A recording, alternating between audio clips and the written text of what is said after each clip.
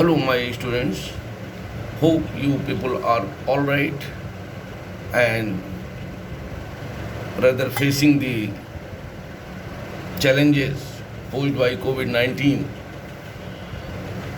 Friends, as you know, it has been communicated to me that there are certain topics left by my senior Dr. Arunji,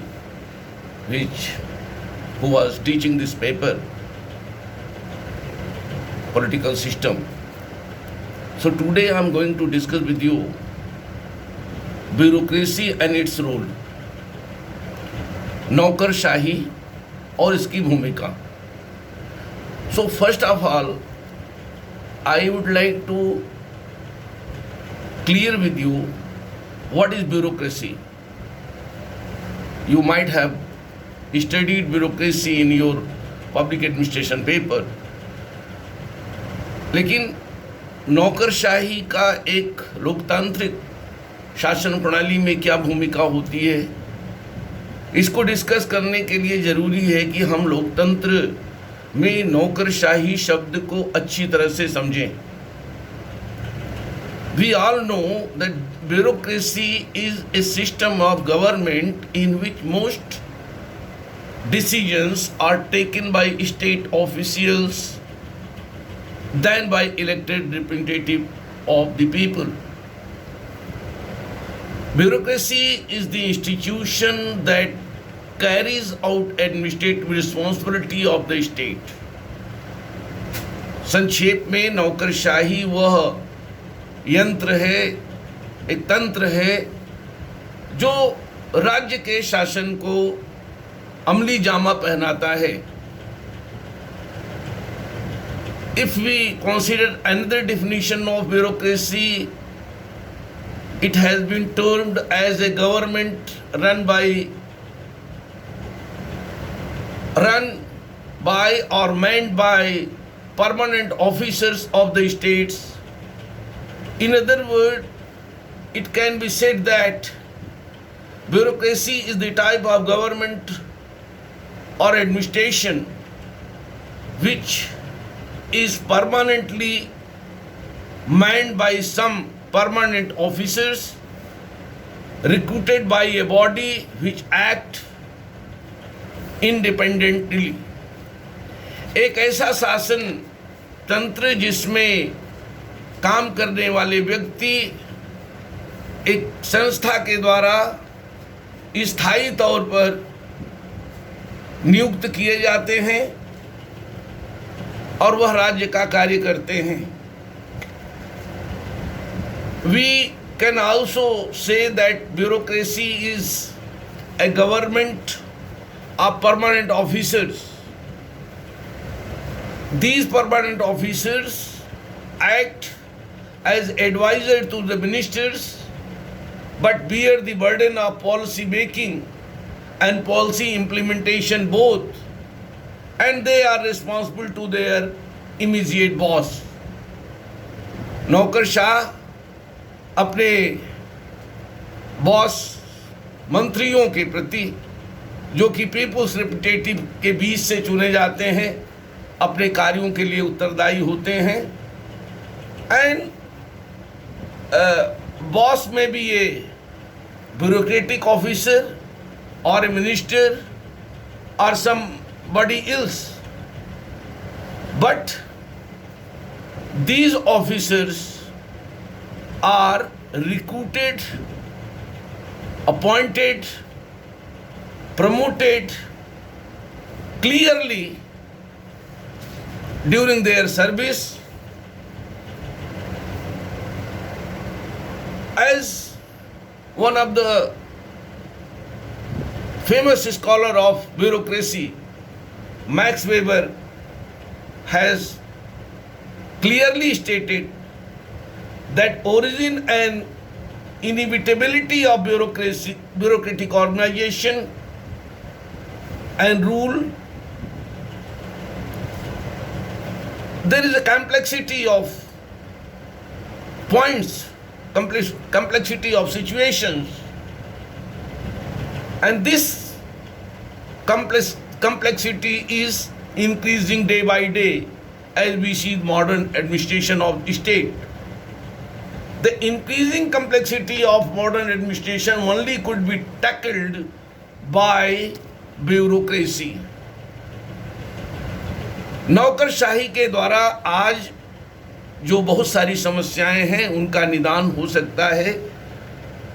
So let us also remember what are the basic characteristics of bureaucracy. नौकरशाही की क्या विशेषताएं होती हैं. We all know that the bureaucratic officers are arranged hierarchically. एक उसमें hierarchy होती है, नीचे से ऊपर तक कार्य का विभाजन होता है, और this is also characterised by impersonal and written rules. नौकरशाही की दूसरी विशेषता यह होती है कि इसमें व्यक्तिगत इच्छा से शासन नहीं चलता, इसके रूल्स लिखित होते हैं. In a bureaucracy we find no human appeals, or rather human appeals has no importance. Only laws and rules of conduct of administration is followed.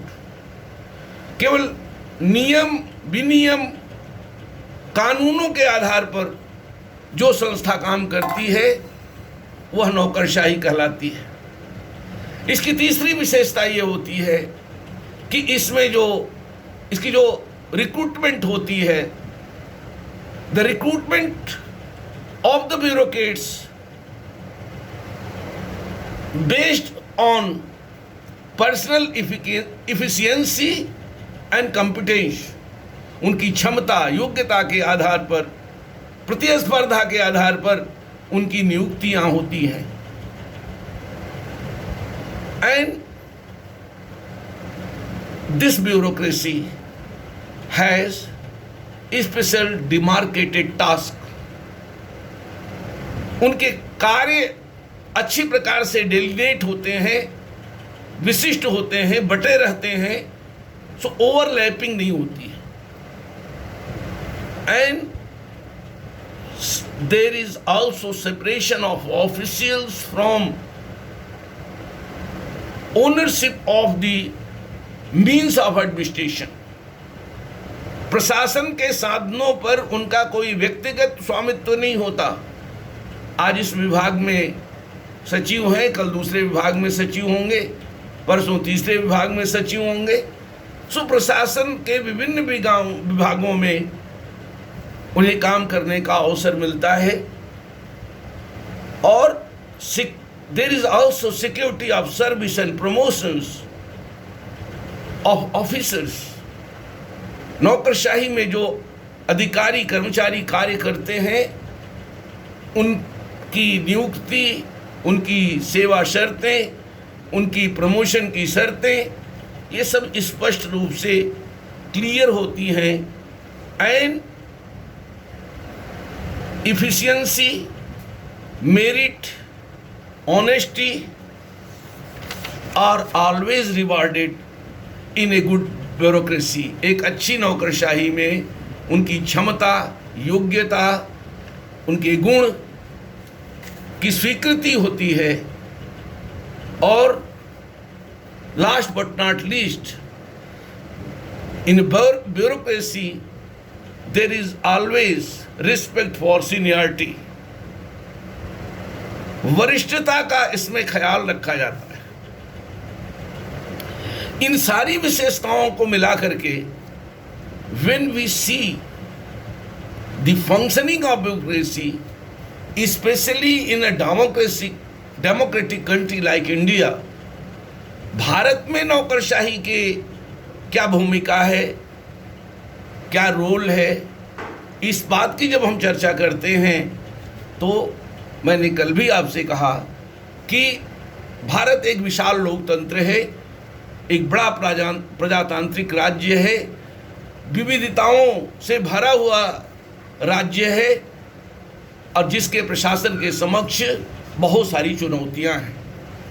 इन चुनौतियों का समाधान करने में केवल और केवल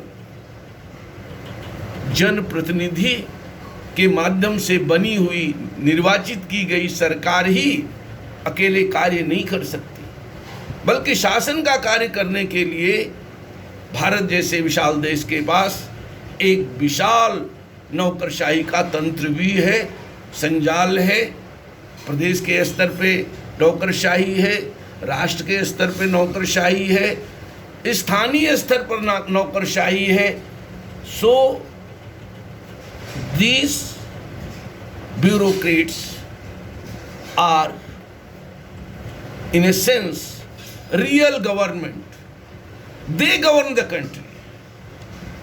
People's representative may be elected after another 5 years or may not be elected after 5 years, but प्रशासक अपने स्थिर भाव से अपने स्थान पर सर्विस पर्यंत स्थापित रहते हैं। तो in every modern stable administration bureaucracy is practically indispensable. Without bureaucracy, no administration can be run properly and efficiently. बिना नौकरशाही के कोई भी प्रशासनिक कार्य दक्षतापूर्वक नहीं संपन्न हो सकता, उचित तरीके से नहीं हो सकता। So even an ordinary management is not possible. So what about the other functions of states? Weber has clearly stated the reasons in the following words. I am bound to quote his words. The decisive reason for the advancement of bureaucratic organizations in different countries has always been its purely technical superiority over any other form of organization. किसी भी संगठन की तुलना में नौकरशाही की जो सर्वोच्चता होती है, तकनीकी सुपीरियरिटी होती है, वह बहुत ज़्यादा होती है। और इस अपनी तकनीकी सुपीरियरिटी के चलते, तकनीकी सर्वोच्चता के चलते, रिफाइननेस के चलते, नॉलेज के चलते, they have become indispensable in modern state administration. There are inherent virtues in a bureaucracy. ब्यूरोक्रेसी के कुछ अंतर्निहित गुण होते हैं, इसे भी हमें जानना चाहिए. What are these inherent virtues? There have been precision, speed, unambiguity, knowledge of state, knowledge of files, continuity, unity, strict subordination, reduction of friction, and material and personal costs which would be raised by the maximum point in the strictly bureaucratic organization. इस अपनी इन विशेषताओं के चलते किसी भी देश में प्रशासन संचालित अच्छी तरह से संचालित किया जाता है. And moreover the complexities of modern administration and economic organisation have no doubt contributed bureaucracy to become indispensable. आधुनिक राज्य का जो संगठन है, लोगों की जो बढ़ती हुई आर्थिक एक्सपेक्टेशंस, प्रत्याशा है, उस प्रत्याशा को पूर्ण करने में जो नौकरशाहों की भूमिका होती है, उसके चलते नौकरशाही महत्वपूर्ण भूमिका निभाती है राज्य प्रशासन के विभिन्न अंगों में। उदाहरण के लिए क्या काम करती है, यदि मैं आपको समझा दूं तो मैं समझता हूं कि you will be clear enough कि what is the role of bureaucracy in a country. एक देश के प्रशासन में नौकरशाही की भूमिका क्या होती है। We all know that it is the bureaucracy which runs the general administration of the country. यह नौकरशाही है जो देश के सामान्य प्रशासन को संचालित करती है। Not only this, it also plays an important role in policy making and policy implementation. यह नौकरशाही है जो नीतियों का निर्धारण करती है और नीतियों को लागू करती है।